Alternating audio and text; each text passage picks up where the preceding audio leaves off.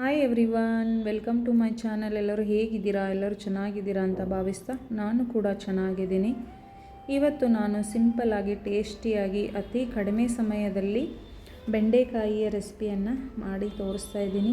ನಮ್ಮ ಉತ್ತರ ಕರ್ನಾಟಕ ಸ್ಟೈಲಲ್ಲಿ ಮಾಡಿ ತೋರಿಸ್ತಾ ಇದ್ದೀನಿ. ನೋಡೋಣ ಬನ್ನಿ ಯಾವ ರೀತಿ ಮಾಡೋದು ಅಂತ. ಮೊದಲಿಗೆ ನಾನಿಲ್ಲಿ ಬೆಂಡೆಕಾಯಿಯನ್ನು ತೊಳೆದ್ಬಿಟ್ಟು ನೀಟಾಗಿ ಬಟ್ಟೆಯಿಂದ ಒರೆಸಿ ತೆಗೆದಿಟ್ಕೊಂಡಿದ್ದೆ.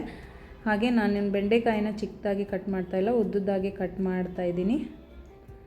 ಈ ರೀತಿ ಕಟ್ ಮಾಡಿಕೊಂಡು ಇಟ್ಕೊಂಡಿದ್ದೆ. ಹಾಗೆ ಒಂದು ಆನಿಯನ್ ಕೂಡ ತೊಗೊಂಡಿದ್ದೆ, ಅದನ್ನು ಸ್ಕ್ವೇರ್ ಸೈಜಲ್ಲಿ ಕಟ್ ಮಾಡಿ ತೊಗೋತಾ ಇದ್ದೀನಿ. ಈ ರೆಸಿಪಿ ಅಂತೂ ತುಂಬ ಚೆನ್ನಾಗಿರುತ್ತೆ. ಇದು ಅನ್ನಕ್ಕಾಗಿರ್ಬೋದು, ಚಪಾತಿ ರೊಟ್ಟಿಗೆ ಅಂತೂ ತುಂಬ ಚೆನ್ನಾಗಿರುತ್ತೆ.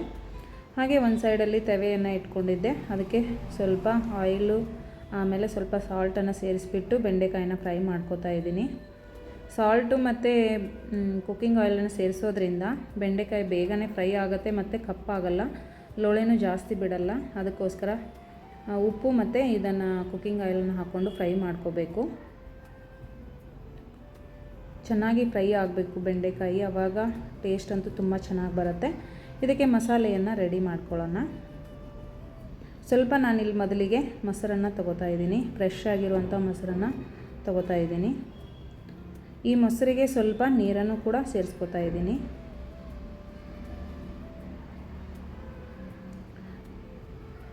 ಸ್ವಲ್ಪ ಕಡಲೆ ಹಿಟ್ಟು ಅಥವಾ ಪುಟಾಣಿ ಹಿಟ್ಟು ಯಾವುದಾದ್ರೂ ಹಿಟ್ಟನ್ನು ಸೇರಿಸ್ಕೊಳ್ಳಿ, ತುಂಬ ಬೇಡ, ಒಂದು 2 ಸ್ಪೂನ್ ಆದರೆ ಸಾಕು. ಇದು ಗಂಟಿಲ್ಲ ಥರ ಅದನ್ನು ಚೆನ್ನಾಗಿ ಮಿಕ್ಸ್ ಮಾಡ್ಕೊಳ್ಳಿ. ಕಡಲೆ ಹಿಟ್ಟು ಅಥವಾ ಪುಟಾಣಿ ಸೇರಿಸೋದ್ರಿಂದ ಟೇಸ್ಟ್ ಅಂತೂ ತುಂಬ ಚೆನ್ನಾಗಿ ಬರುತ್ತೆ. ನಾನಿಲ್ಲಿ ಯಾವುದೂ ಮಸಾಲೆಗಳನ್ನ ರುಬ್ಬಿ ಮಾಡ್ತಾಯಿಲ್ಲ, ಸಿಂಪಲ್ಲಾಗಿಯೇ ಮಾಡ್ತಾಯಿದ್ದೀನಿ. ಬಟ್ ಟೇಸ್ಟ್ ಅಂತೂ ತುಂಬ ಚೆನ್ನಾಗಿರುತ್ತೆ. ನೋಡಿ, ಇದಕ್ಕೆ ಈಗ ಕಟ್ ಮಾಡಿರುವಂಥ ಆನಿಯನನ್ನು ಕೂಡ ಸೇರಿಸ್ಕೊತಾ ಇದ್ದೀನಿ. ಹಾಗೆ ಸ್ವಲ್ಪ ರೆಡ್ ಚಿಲ್ಲಿ ಪೌಡ್ರ್ ಕೂಡ ಸೇರಿಸ್ಕೊತಾ ಇದ್ದೀನಿ.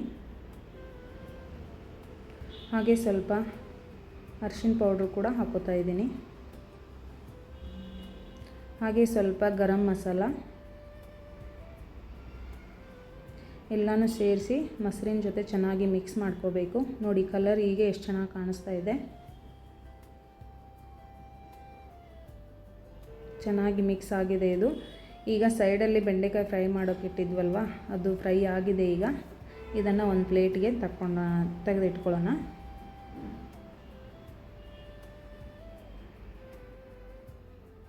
ಮಕ್ಕಳು ಆಗಿರ್ಬೋದು, ದೊಡ್ಡವರು ಆಗಿರ್ಬೋದು, ತುಂಬ ಜನ ಬೆಂಡೆಕಾಯಿ ಪಲ್ಯ ಅಂದ್ರೇ ಇಷ್ಟಪಡಲ್ಲ. ಆವಾಗ ಈ ರೀತಿ ಮಾಡಿಕೊಡಿ, ಎಲ್ಲರೂ ಇಷ್ಟಪಟ್ಟು ತಿಂತಾರೆ. ಈಗ ಒಂದು ಬಾಣಲೆಯನ್ನು ಇಟ್ಕೊಂಡು ಕುಕ್ಕಿಂಗ್ ಆಯಿಲ್ ಹಾಕೋತಾ ಇದ್ದೀನಿ.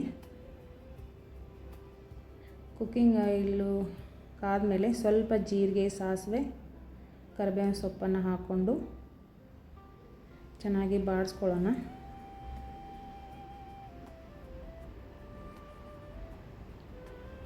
ಹಾಗೆ ಸ್ವಲ್ಪ ಬೆಳ್ಳುಳ್ಳಿನ ಜಜ್ಜಿಬಿಟ್ಟು ಹಾಕ್ಕೊಳ್ಳೋಣ. ಟೇಸ್ಟ್ ಅಂತೂ ಇನ್ನೂ ಚೆನ್ನಾಗಿ ಬರುತ್ತೆ. ಬೆಳ್ಳುಳ್ಳಿ ಅಂತೂ ತುಂಬ ಹೆಲ್ತಿಗೆ ಒಳ್ಳೆಯದು, ಹಾರ್ಟಿಗಾಗಿರ್ಬೋದು, ಬ್ಲಡ್ ಸರ್ಕ್ಯುಲೇಷನ್ಗೆ ತುಂಬ ಒಳ್ಳೆಯದು. ಹಾಗೆ ನಾವು ಡೈಲಿ ಮಾಡುವಂಥ ಅಡುಗೆಗಳಲ್ಲಿ ಬೆಳ್ಳುಳ್ಳಿ ಯೂಸ್ ಮಾಡೋದು ತುಂಬ ಒಳ್ಳೆಯದು ಅಂತ ಹೇಳ್ತೀನಿ. ಈಗ ನಾವು ಮಾಡಿಟ್ಕೊಂಡಿದ್ವಲ್ವ ಗ್ರೇವಿಯನ್ನು ಇದಕ್ಕೆ ಹಾಕ್ಕೊಳ್ಳೋಣ.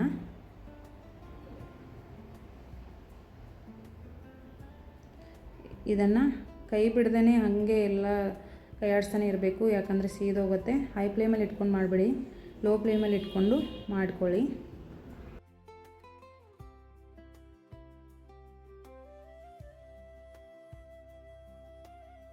ತಳ ಬಿಡ್ದಂಗೆ ಈ ಥರ ಮಾಡ್ತಾನೆ ಇರಬೇಕು.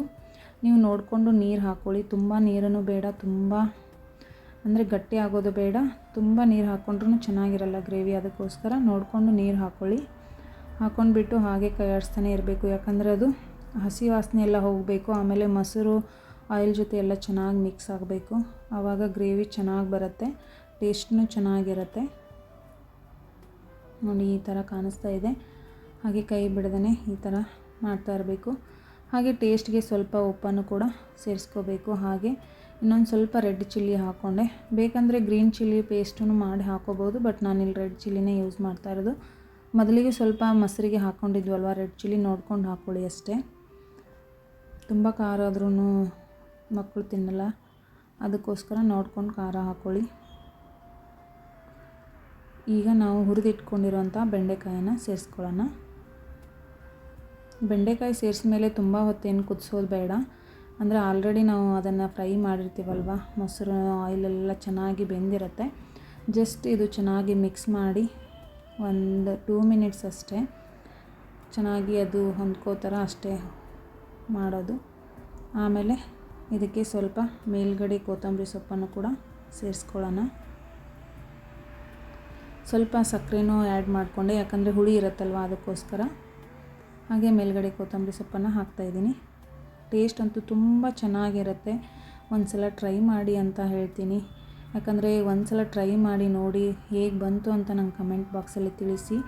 ಯಾಕಂದರೆ ನೀವು ಹಾಕೋ ಕಮೆಂಟ್ನಿಂದ ನಾನು ಬೇರೆ ಬೇರೆ ರೆಸಿಪಿಗಳನ್ನು ಮಾಡಲು ನನಗೂ ಪ್ರೋತ್ಸಾಹ ಸಿಕ್ಕಂಗಾಗತ್ತೆ ಅಷ್ಟೇ. ಹಾಗೆ ಈ ರೆಸಿಪಿ ಇಷ್ಟ ಆಗಿದ್ದಲ್ಲಿ ನಿಮ್ಮ ಫ್ಯಾಮ್ಲಿ ಫ್ರೆಂಡ್ಸ್ಗೆ ಶೇರ್ ಮಾಡಿ. ಹಾಗೆ ಫಸ್ಟ್ ಟೈಮ್ ನನ್ನ ಚಾನಲ್ಗೆ ವಿಸಿಟ್ ಮಾಡಿದರೆ ಸಬ್ಸ್ಕ್ರೈಬ್ ಮಾಡ್ಕೊಳ್ಳಿ. ಹಾಗೆ ಪಕ್ಕದಲ್ಲಿರುವಂಥ ಬೆಲ್ ಐಕಾನನ್ನು ಕ್ಲಿಕ್ ಮಾಡಿ ಆಲ್ ಅಂತ ಕೊಡಿ. ನಾನು ಹಾಕುವಂಥ ರೆಸಿಪಿಗಳ ನೋಟಿಫಿಕೇಷನ್ ಮೊದಲು ನಿಮಗೆ ಬರುತ್ತೆ. ಮತ್ತು ಹೊಸ ರೆಸಿಪಿಯೊಂದಿಗೆ ಸಿಗೋಣ. ಅಲ್ಲಿವರೆಗೂ take care. Bye bye everyone. Video ನೋಡಿದ ತಮ್ಮೆಲ್ಲರಿಗೂ ಧನ್ಯವಾದಗಳು. Thank you so much. Bye everyone.